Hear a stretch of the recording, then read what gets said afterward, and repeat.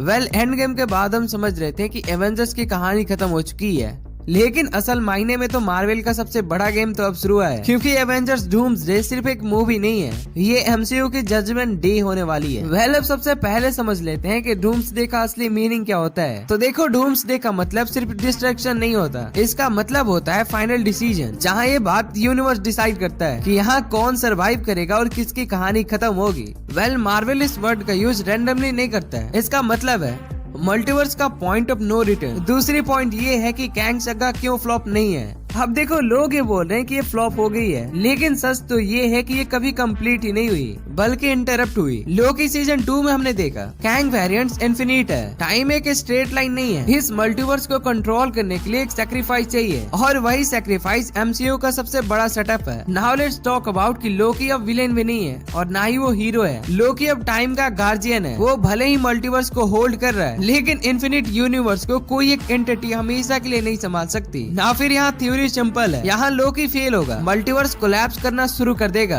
और ये वही मूवमेंट होगा जब डूम्सडे की एंट्री होगी। नाउ लेट्स टॉक अबाउट कि एवेंजर्स वापस क्यों आएंगे। तो देखो, जैसा कि तुम जानते हो कि एवेंजर्स का कॉन्सेप्ट एंड गेम में खत्म नहीं हुआ। अब देखो, डूम्सडे में एवेंजर्स इसलिए वापस आएंगे क्योंकि इंडिविजुअल हीरो मल्टीवर्स लेवल के थ्रेट हैंडल नहीं कर सकते हैं। ये फाइट प्लेनेट की नहीं, रियलिटी की होगी। वेल मल्टीवर्स ऑफ मैडनेस में एक वर्ड बार बार रिपीट हुआ, दैट इज इनक्रेशन। अब इसका मतलब होता है दो यूनिवर्स का क्रैश होना, जिसमें मे भी दोनों ही डिस्ट्रॉय हो सकते हैं। वेल एवेंजर्स डूम्सडे का कोर कॉन्सेप्ट यही है, जहाँ इनक्रेशन अनकंट्रोलेबल हो जाएगी, हर यूनिवर्स एक दूसरे से टकराता फिरेगा, और इस बीच सिर्फ एक रियलिटी सरवाइव करेगी। Now let's talk about hero versus logic. देखो, इस मूवी में फाइट हीरो वर्सेस विलेन नहीं होगी, बल्कि फाइट इमोशन और लॉजिक के बीच में होगी। जहाँ लॉजिक के अकॉर्डिंग कुछ यूनिवर्स को डिस्ट्रॉय करना पड़ेगा, वहीं इमोशन हर लाइफ को वैल्यू देगी, और उसके अकॉर्डिंग हर लाइफ मैटर करती है, और यहीं से एवेंजर्स डिवाइड होंगे। Now let's talk about who will die. देखो, डूम्सडे का नाम बिना सेक्रीफाइस के जस्टिफाई नहीं होगा।